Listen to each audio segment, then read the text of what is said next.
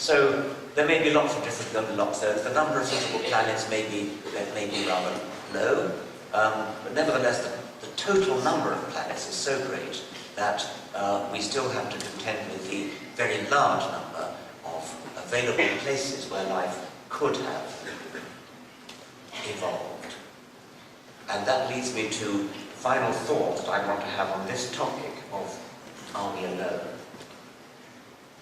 If you want to say, if you have a gut feeling that we are alone, if you think it's very unlikely that there is life anywhere else in the universe, then one thing that may not have occurred to you follows logically from the enormous number of planets that there are available.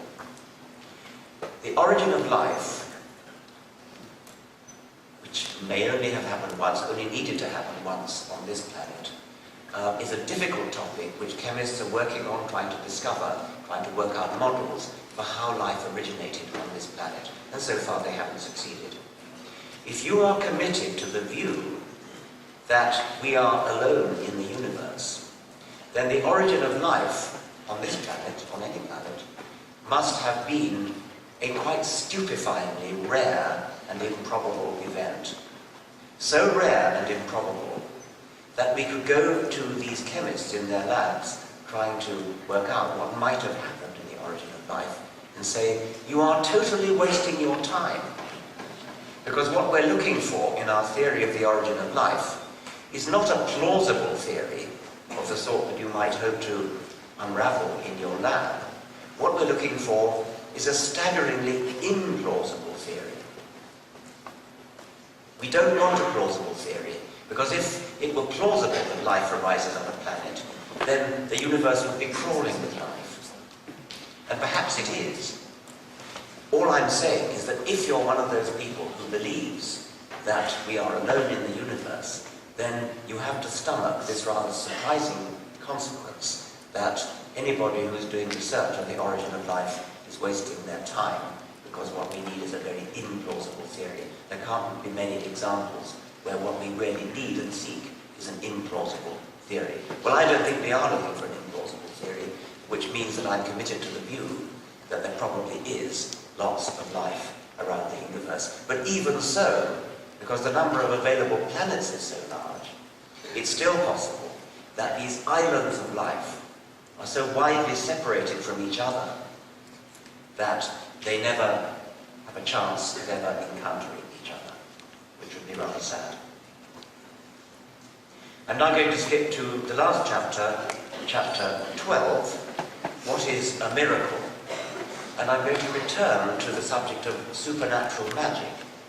In the first chapter, I used supernatural magic, used the phrase supernatural magic, to refer to things like frogs turning into princes and pumpkins turning into coaches and that sort of thing.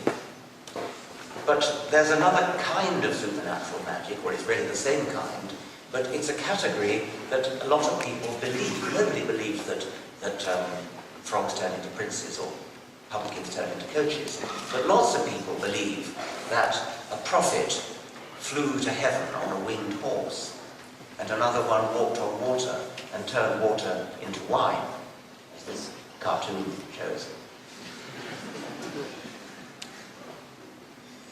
Then there are spooky ghost stories that many people believe.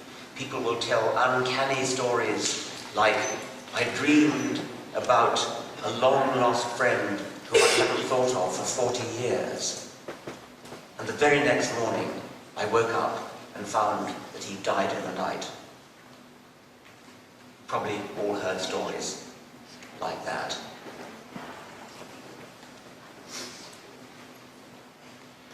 Miracle stories, rumors, get spread because people like telling stories. They spread as rumors. Nowadays with the internet, they spread as internet urban legends. This is especially one of the ways in which this happens is when somebody famous dies. Elvis Presley was seen on Mars after he died. Marilyn Monroe came back as a lettuce. Soon after Michael Jackson died in 2009, an American television crew was given a guided tour of his mansion called Neverland. And And in one scene of this film, people thought they saw the ghost of Michael Jackson at the end of the long corridor. Well, I looked at the recording, and I must say I wasn't that impressed, but it was enough to start rumours flying around the internet. Michael Jackson's ghost was seen all over the place, including in the hood of a car. See up there?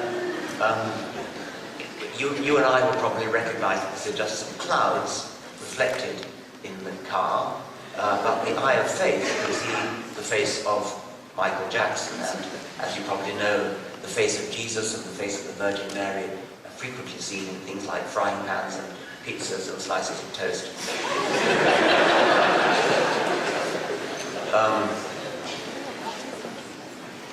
And that picture of Michael Jackson in the hood of the car is on YouTube and has received more than 15 million hits. When I was a child, my family lived in an old Tudor house, about 400 years old, called Cuckoo's, and it had wonky black Tudor beams, very old and very creaky. And not surprisingly, it had a legend about a long-dead priest hidden in a secret passage. There was a time when, if you were a priest of the wrong sort, you tended to get burned at the stake, and they used to get hidden in priest holes in houses. And this house, Cuckoo's, had a legend of a priest, and it was said that you could hear his footsteps going up the stairs, but with the spooky addition that there was one too many steps, that you heard one too many steps, and lo and behold, in the 16th century, there was an extra step in the staircase. Well, I told that story to my school friends, no doubt gained great kudos and prestige from telling this wonderful ghost story. It never occurred to me to ask how good the evidence was. It was enough that the house was old. My friends were impressed when I told them the story.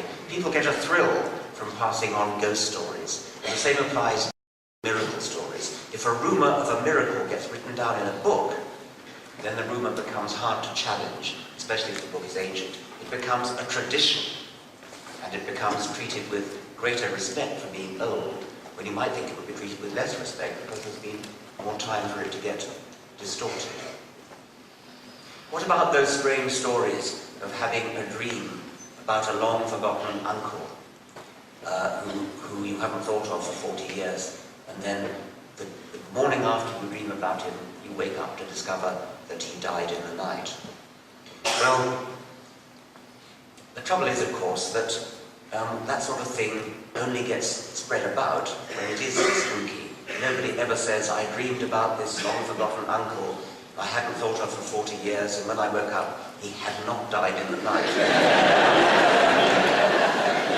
It's only stories that are spooky that get passed around, and we hear them, and they get written up in the newspaper, or they get talked about on the radio, and we think, how amazing, how astonishing. Sometimes you can work out what really happened in an apparently spooky coincidence. The great American physicist Richard Feynman, his wife unfortunately died of cancer, and the clock in her room stopped at the very moment when she died. What an amazing, spooky story. But Feynman was not a great scientist for nothing. He worked out what really happened. The clock was 40. It had a tendency to stop if you tilted it on its side. The nurse, when Mrs. Feynman died, needed to record the exact time of death for the death certificate. It was rather dark in the room, so she picked up the clock, carried it over to the window in order to see the face, tilted the face so that she could see it, and of course the clock stopped. But even if that hadn't happened, even if we hadn't been given that explanation, it still should not be an impressive, miraculous story. Because clocks stop all the time, and once again, you only tell the story. The story only gets spread around, and only grows in the telling, because stories do grow in the telling. Only gets spread around and grows in the telling if it is an amazing, miraculous, and apparently miraculous story. If we go back to the tale of the person who died in the night, very often you will hear, he died at exactly the moment when I was dreaming about him. So, well, when did he die? And the original story would have been, oh, well, probably died around 3 a.m. When were you dreaming? Well, I suppose it could have been approximately 3 a.m. And before you know where you are, when the rumours start spreading around, that about and that approximately gets shaved off because it makes the story better. People enjoy telling a good story.